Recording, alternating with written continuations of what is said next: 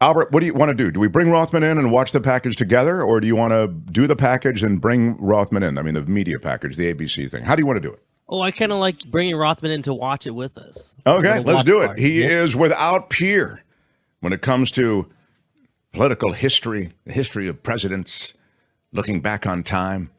And he likes to mix it up with me once in a while. Comes in on Wednesdays. He is the great one. Also the host of his own podcast, which we will speak of, and will lavish him with praise. Please, everybody, John Rothman. Yeah. Hi, John. So happy to be here. And if I were going to do a reveal, Mark, it would most assuredly be on the Mark Thompson program with Kim McAllister. Come on. That's our John. Love it. John, I want you to watch this with me. This is a piece from GMA this morning, kind of a scene setter for what we're going to talk about. Go ahead, Albert, if you'd roll it, please. The latest now on the fourth indictment of Donald Trump. The former president has been firing back online. Senior investigative correspondent Aaron Tursky has the story. Good morning, Aaron. Morning to you, George. We're still waiting to find out when former President Trump and his co-defendants are going to turn themselves in to authorities here. But what is becoming clear is the scope of the charges they face and how they're beginning to defend themselves. This morning, former President Trump intensifying his attacks on a criminal justice system that has now charged him in 4 places at once, lashing out on social media about a stolen election. Republican Governor Brian Kemp defending his state, posting the 2020 election in Georgia was not stolen. Trump is charged with 13 counts, including racketeering. The indictment putting him atop a criminal organization that also includes 18 aides, attorneys, and associates, and 30 unnamed co-conspirators, all allegedly conspiring to strong-arm Georgia into helping Trump cling to power. Rudy Giuliani peddled false claims about poll workers stealing ballots. Quite obviously, surreptitiously passing around USB ports as if they're vials of heroin or cocaine. Giuliani now says he's being indicted for being a lawyer. I thought when I was doing this, I was protected by the fact I was defending him. Mark Meadows is trying to move the charges against him to federal court, arguing he was acting as part of his job as White House chief of staff. Meadows allegedly set up Trump's call with Georgia's Secretary of State. So what are we going to do here, folks? I only need 11,000 votes. Fellas, I need 11,000 votes. Give me a break. The indictment details 11 calls Trump made, allegedly trying to pressure Republican officials. Prosecutors also take aim at a plot to recruit bogus electors who sent false votes to Washington. One of them, David Schaefer, says his conduct was lawful, appropriate, and specifically authorized by the U.S. Constitution. The district attorney wants to try them all together. Do I intend to try the 19 defendants in this indictment together? Yes. The sheriff says he expects all 19 defendants to turn themselves in at the Fulton County Jail. The deadline, noon next Friday. And George, the sheriff says the jail is open 24/7. George? We will be watching. Aaron, thanks very much for being our chief legal analyst, Dan Ames. I wanted actually John to hear that legal analysis. Can you play for another 2 minutes, please, Albert, or 90 seconds? I think it is. Can you do that? I want you to hear this legal analysis, John, because this gets to sort of the federal court. What are his chances? It's a serious motion. Stop for a second, Albert. Stop. This is the question. We talked about this yesterday. We were way ahead on the curve on this. If you missed yesterday's show, I asked about 2 things that could happen in Georgia. One of which is the change of venue to a federal venue, which will be addressed here in a moment. And David Katz talked about this, the former federal prosecutor, and also essentially decapitating the DA.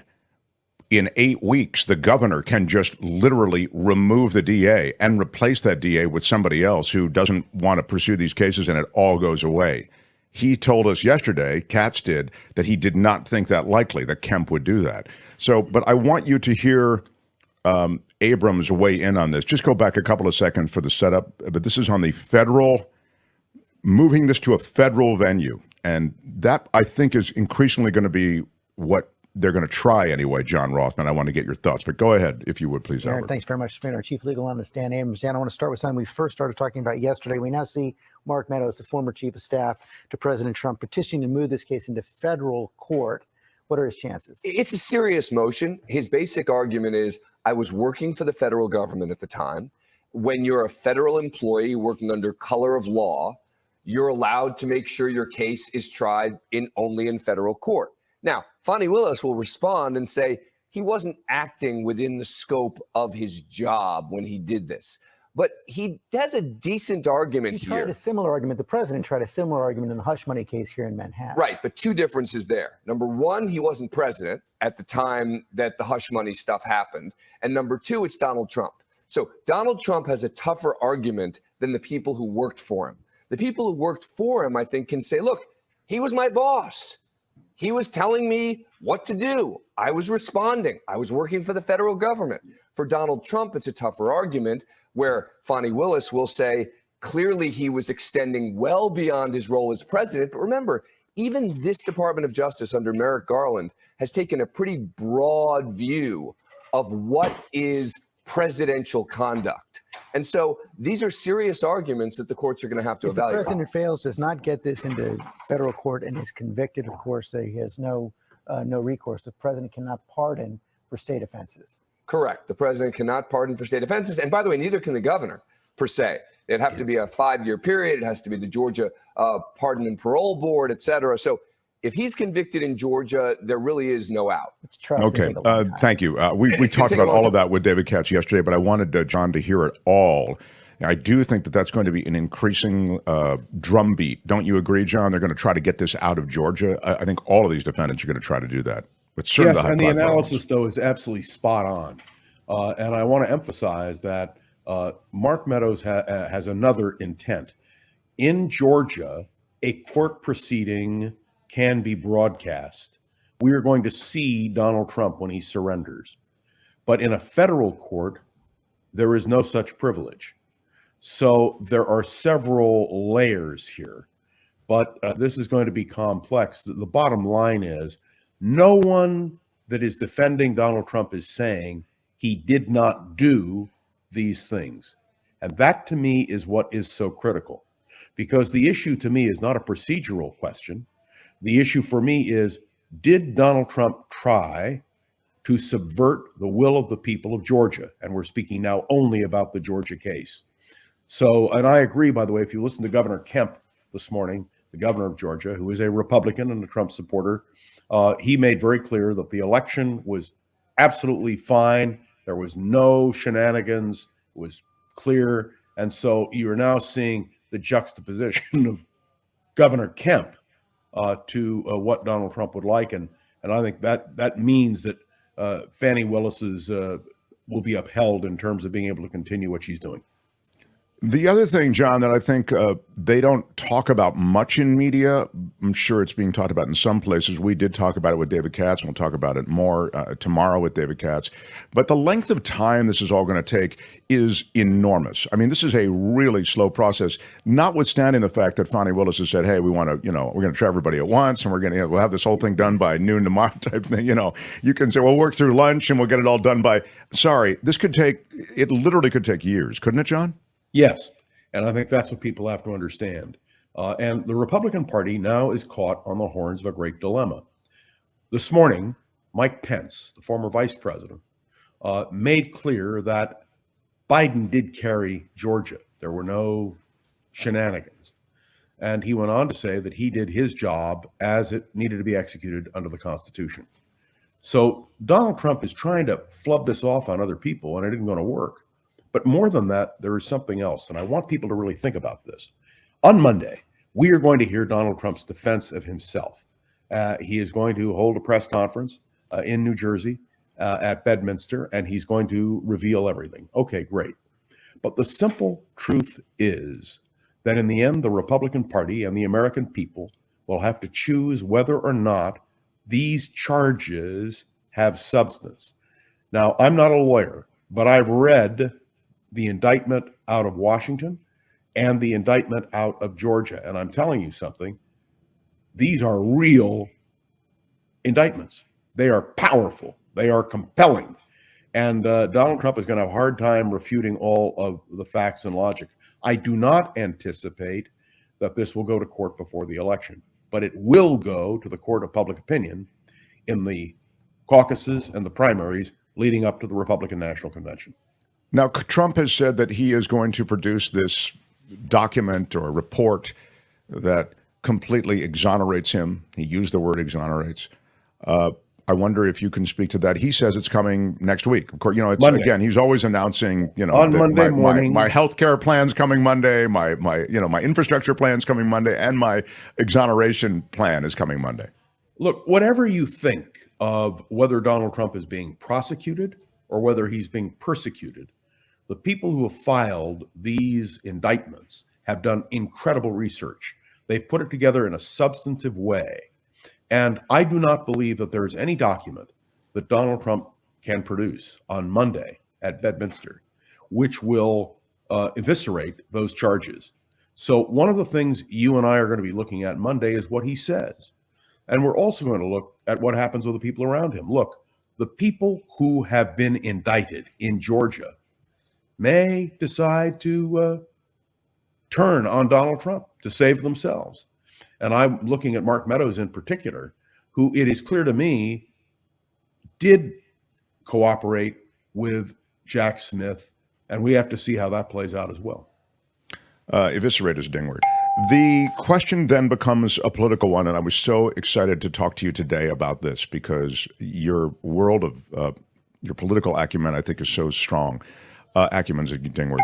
The question I have is about the rest of the party and trying to walk, as you know, that it's the old line, you know, Democrats fall in love, Republicans fall in line. There is a lockstep aspect to GOP historically and talking points, and certainly when it comes to Trump. It's starting maybe to break up a little bit. I want to get your thought on that. But more to the point, this is an area that they want to get away from, which is relitigating, if you will, the 2020 election. Instead, they, it seems, are only going to be talking about the 2020 election because it's going to be so much in the news every single day. And wait till we get to the debate stage, which is next week. Look, let's be clear. The Republican Party has a problem. They know that if they go after Donald Trump, that is the candidates, they will alienate his base, and that will doom any chance they have of winning a presidential election in a runoff. I think that's very clear. On the other hand, the Republican Party has to deal with its own conscience. And with deep regret, with a deep sense of sadness, because I was a Republican for many years, the Republican Party has done exactly what Eric Trump said. Donald Trump Jr. said on the ellipse. There is no Republican Party anymore. It is the party of Donald Trump. And if you listen to Eric Trump's wife, who appeared on one of the Fox broadcasts, it's just down the line nonsense. May I also indicate to you, the Democrats are being accused by the Republicans of not accepting election results. Let's be clear. You have a right to challenge a result, and both parties have done that over the years. But there is no question that the Democrats accepted the result in 2000 when Al Gore conceded, accepted the result in 2016, 2012, got to get my dates right, when Mitt Romney surrendered and said he lost, and Hillary Clinton in 2020. Not only did she, in 2016, not only did she concede the election, she conceded that she lost, she attended Trump's inauguration on January 20th, 2017. So this Republican mythical argument is crazy, but let me give you one other example. I suffer from low blood pressure. So I listen to right-wing radio and television. It's very stimulating. But to hear some on the right say that the election system in our country, we are no longer a republic, they say. We are now a police state. I'm listening to this stuff, and I'm thinking, what nonsense. Now, here's the question. How will the American people react to this? It's all mythology. It is not based in substance. And whether you listen to Mark Levin or Sean Hannity or Laura Ingraham and you listen to this absolute rubbish, when will the Republicans wake up and say, my God, this is all wrong? So if your question is the Republican Party, right now there are only 3 Republican candidates for president who are really calling Trump out. Hurd, who I think has very little chance of being the nominee. Asa Hutchinson, the same, no real chance. And of course, Chris Christie, who was an acolyte of Donald Trump's, actually wanted the vice presidential nomination in 2016, and who now has turned on him. remember, he's a former federal prosecutor. And did you see the polls in New Hampshire? Not that it means anything at this point, but he's now number 2. He's ahead of DeSantis. So this is interesting. I don't mean to interrupt, but acolyte is a dingler, but I wanted to say, are you suggesting on some level that the smack talking, I mean, the real, frank, I'll call it, an honest smack talking that Christie is doing toward Trump, do you think that is politically effective? He has no choice. He has no platform to run on except his criticism of Donald Trump. And so what he's counting on is that in New Hampshire, where there is, as you and I both know from many years in New Hampshire, the experience of people waking up and trying to do the right thing. I think of all the insurgent campaigns that have been run in New Hampshire going back years, but you can especially think of Gene McCarthy in 1968. Look, you have to deal with the reality. He wants to really achieve a victory in New Hampshire, and this is the only card he has to play. So again, John, there is a GOP reckoning that has to happen with Trump and with the future and the ramp up to Election Day. This has forced that hand, it would seem to me, in a more obvious way, meaning it's going to be in the news every day. In other words, there's always that reckoning, I think, John. Maybe you'd agree with me on that. But, no, and I'm going to tell you why. Because the Trump supporters don't care about the reckoning. They care about Donald Trump. There is now a fixed. I'm not talking about his devotees. I'm talking about the rest of the party, GOP. Okay, but remember, if he has a grip on 40% of the Republican Party, there's no way the Republican Party can emerge unscathed by this debate. And that, to me, is what's critical. Look, I've taught courses on the Republican Party. You know my history in the Republican Party. You know that I'm viewed as a scholar of the Republican Party by many in the political world. This is a tragedy of the first order. I listened this morning to Adam Kinzinger, the former Republican congressman from Illinois, who was on the January 6th commission. And he has been very clear. He doesn't get it, and neither do I. How can people be so blind as to follow Donald Trump down this path? And may I tell you what really offends me? What really offends me is there is a substantive series. There are a substantive series of indictments against him now. Do you hear any of the Republican defenders of Donald Trump discussing the substance of the charges? No, it's all an attack. And that reminds me of Roy Cohn. Roy Cohn, who was Joe McCarthy's hitman, made clear to Donald Trump and Donald Trump's father, Fred, that there's only one way to deal with these problems, and that's attack, attack, attack. Never concede. And that's what you're seeing now with Donald Trump. And it is an American tragedy. This morning in my commentary on my own around the political world with John Rothmann. Yeah. I talked about a contrast. Harry Truman wrote a book called Mr. Citizen. He wrote it after he left the presidency, in which he describes how a president who leaves office goes from this high exalted office to being just a plain old ordinary citizen. Donald Trump doesn't get it. And the shame of the Republican Party is that they continue to embrace Donald Trump. How they will escape that shadow is really going to be interesting. And may I say, I don't support Mike Pence, but 3 cheers for Mike Pence, having the courage to say publicly, we lost Georgia, and I did the right thing when I counted the electoral vote, or when the Senate counted the electoral vote. That's how far we've fallen. We have to give 3 cheers to Mike Pence. All right. Now, John, I want to ask you about something that has been talked about. It's the notion, and here it is. Phineas has this question for you. Mark, ask John about the Lincoln Project contention. The Lincoln Project essentially is amplifying a contention that's been out there for the last few days, that Trump can't run for president and is disqualified. Can you speak to that? I don't believe that's true. It's a notion that has been raised by some.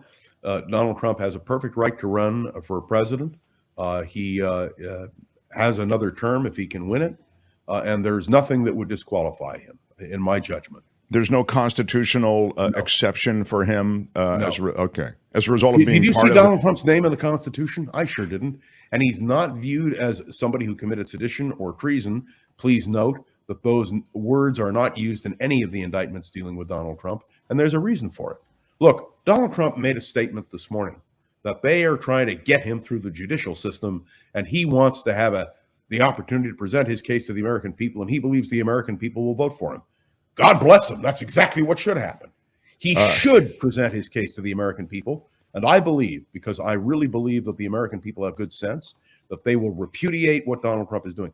Do people understand, and I don't want to be preachy, but do you understand the assault on American democracy that Donald Trump is perpetrating? His insult to Fannie Willis, his insult to Jack Smith, his insult to anybody who opposes him is no defense. It reminds me of a bully on a playground when I was in school. That's what it reminds me of. You want to deal with this issue Monday. Monday, I want to see how Trump and his lawyers respond point for point to these indictments. That's going to be the test. And the American people, but most particularly the Republican Party, have to understand that. I'm not interested in what the Democrats have to say. They'll have their say come Election Day in 2024. What I'm interested in is what the Republican Party will say as they choose a candidate for president. And I have to believe that in the end, if people understand what Donald Trump has done to subvert the Constitution, to subvert the American electoral process. And some of you are saying, well, John, how can you say that? After all, there hasn't been a trial yet. I can read.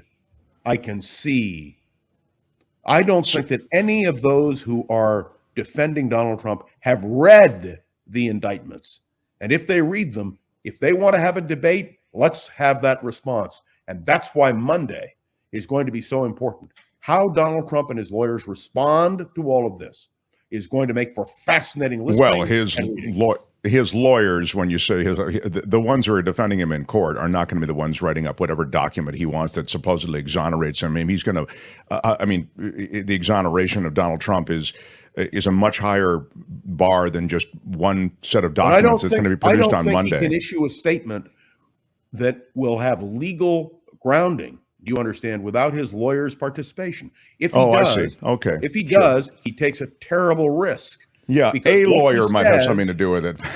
What he says can be used against him. And Sure. that's one of the things, if you listen to all these attacks, he was instructed not to do this.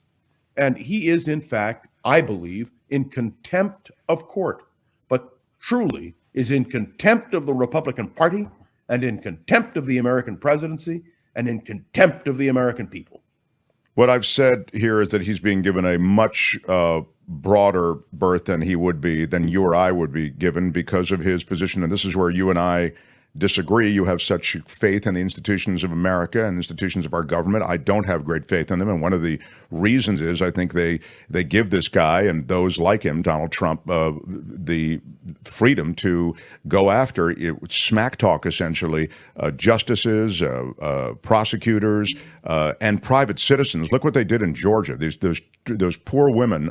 My heart breaks for them. And that was all part of a Trump a campaign of attack, as you know, John. Not to contradict you, but in all our time on KGO for the last 2 years and longer, people said he'll never be brought to justice. There'll never be an indictment. Nothing will ever happen.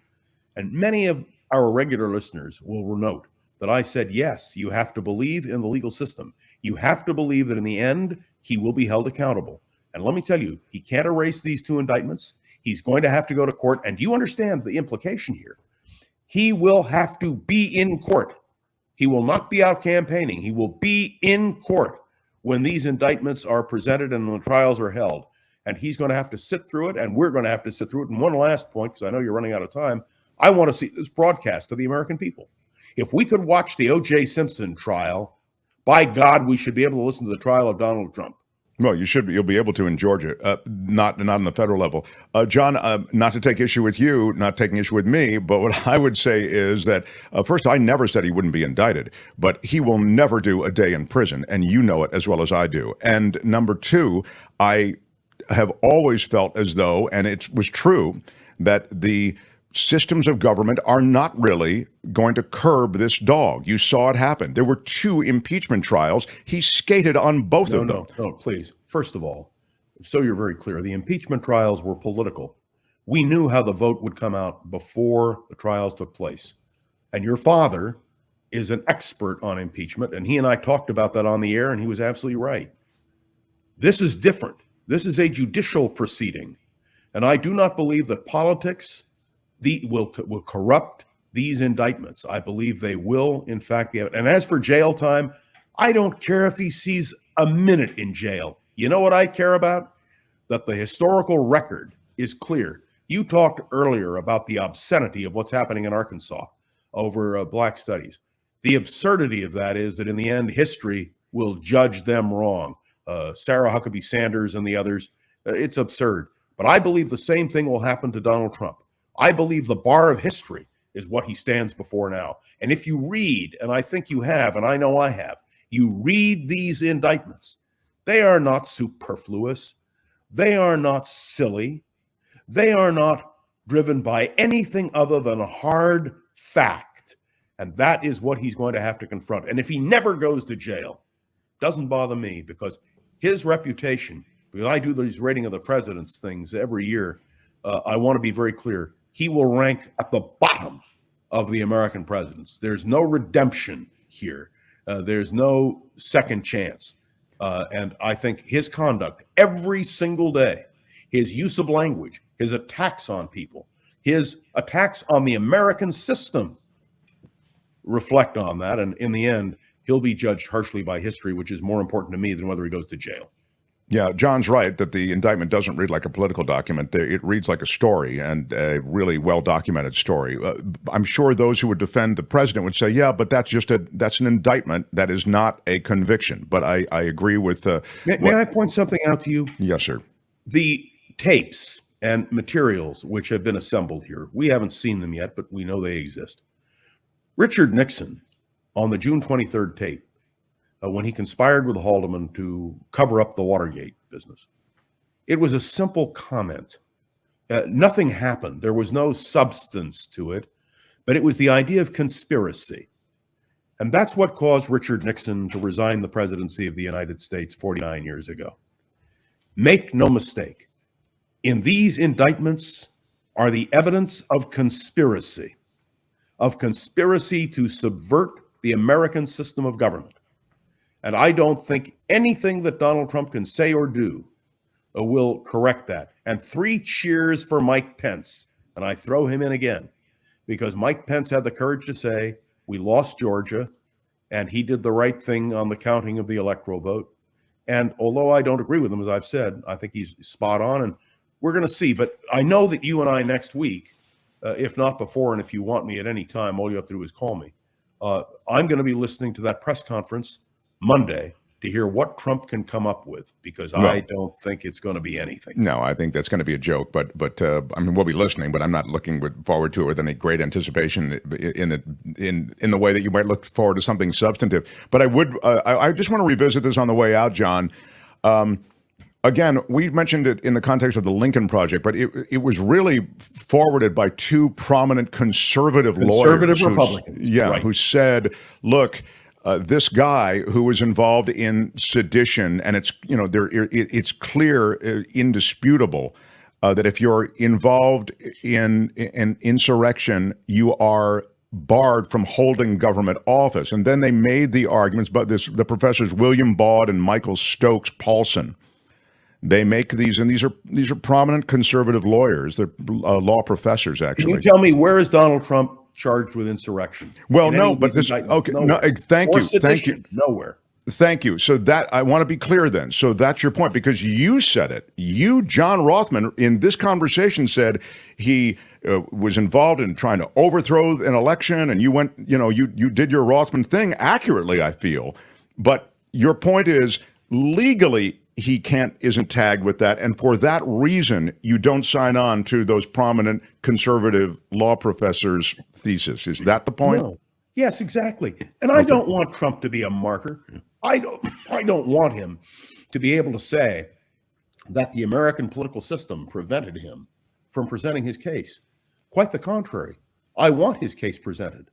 I just ordered Alan Dershowitz's book. Alan has a new book out which defends Donald Trump. I can't wait to read it, because I want to see what it says. why it takes that approach. But I have to tell you, bottom line, this is one of the most important moments in the history of politics in the United States. It is to the very heart of the integrity of our government, very heart of the American constitutional system. And Donald Trump must not get away with what he's doing, because it would damage severely the integrity of the American system, which protects you, Mark, and protects me, and protects all of our listeners. Shout out to Jim Avila, who in the super chat says, God bless Rothman. Donald Trump is facing justice. All I care about is that he is never president again, says Avila. Big shout out. There's the Jim Avila who's here on Fridays, as you know. As to what happens on Monday, you're talking about anticipating that statement and that document. Chocolate Milk says, I'm guessing Donald will have conspiracy theory posts from social media as, quote, evidence. It'll be the same shtick. By the way, shtick, I will ding. I think mad respect for using the word shtick. Whatever he comes up with, and he's talking about a thick document, whatever he comes up with, I doubt will make any difference. He's talking about a thick document. He has no idea what the document is. He's talking, Mark, be clear. Whatever he presents can be used against him in a court of law. This is not a political proceeding. This is a legal proceeding. And the judges in several different cases have made clear that Donald Trump will be held accountable. By the way, that includes, I would suggest to you, the threats he is making. If any of these threats were to come in any way to fruition, that would be another ding, if you will, on Donald Trump. Well, I mean, if any of these threats come to fruition, they're violence adjacent, I'd suggest, if not actually violent threats. Gates, alongside Trump at that Iowa rally, actually called for violence. Ford, quickly on the way out, because you were there, Ford pardoned Nixon. So he was. Your point is, though, Nixon, in his resignation, essentially tapped out. He was held to account in that way. Wouldn't you agree with that? Let me be crystal clear. My dear friend Richard Norton Smith has just written a new book, the defining biography of Jerry Ford. Let me explain to you that in the interview that that Richard Nixon did with David Frost, he said, "I impeached myself. I gave them the sword and they thrust it into me." Nixon conceded the fact that what he did was wrong. I would like to see the same confession from Donald Trump, but I never expect to see it happen. And may I tell you, there's a difference between Nixon and Trump. Whatever you thought of Richard Nixon, he respected the Constitution. He may have abused it in the sense of what happened with Watergate. But in the end, his resignation came because he knew that he would be removed from office. Republicans came to him and said, "You're out." Do you remember the delegation that came in? John Rhodes, who was the Republican leader in the House, Barry Goldwater, the elder statesman of the Republican Party, and Hugh Scott, who was the Republican leader in the Senate. They came to him. And you know what Barry Goldwater said to Richard Nixon? Nixon said to him, "Barry, how many votes do I have in the Senate?" And by the way, I've heard this many times, but I was sitting with Goldwater and I asked him the question, and this is how he answered it. He said, "John, I looked Richard Nixon in the eye and I said to him, you have at most 6 votes and I am not one of them." Yeah, and spectacular. That was what the kind of strength in the Republican. And by the way, I didn't vote for Goldwater for president. There were a lot of things I disagreed with Barry Goldwater, but it's like Mike Pence. Once somebody has fundamental integrity, that has to be acknowledged. It's what Kennedy wrote about in his book, Profiles in Courage. So I throw this out for people to consider. And I'm going to tell you, But by the way, just because you're throwing it out there, there's a political aspect to what you've just said. In other words, he saw the political winds having completely turned on him. Trump has not seen that yet, John, because it has not happened. He will never acknowledge it. It goes back to Roy Cohn. Never admit that you did anything wrong. And I think that is the mantra, if you will, of Donald Trump.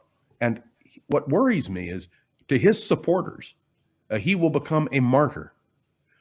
Win, lose, or draw. He has been, it's what I go back to, persecuted or prosecuted. Donald Trump is not being persecuted. He's being prosecuted for crimes. And a criminal needs to be held accountable. And I think, if nothing else from these indictments, we can take solace in the fact that the American legal system and the leaders of that system are letting this play out as it should. In the end, Donald Trump will be judged by a court of law. But as I said before, more important will be Donald Trump being judged at the bar of history. And I believe history will find him guilty of trying to subvert the very political system, which is the bedrock and the strength of the United States of America.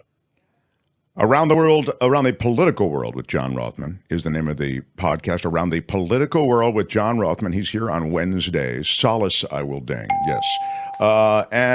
John, you're terrific. Thank you so much for joining us, and we look forward I look forward to next week and anytime, Mark. And may I just, one more thing. People should subscribe to the Mark Thompson program. In order for Mark to be able to do this and continue to do it, and for Kim and Albert and the others, they need to have support. So if you've not contributed, no matter what the dollar amount, please do contribute to the Mark Thompson program. It's the Mark Thompson program. Wow. And, I'm so glad John, love that. Really stuck the landing, Rothman. You're a sexy fool. I love you. And the more you speak, the hotter I think you are. John Rothman, everybody. Bye. See you next week. Thanks, man.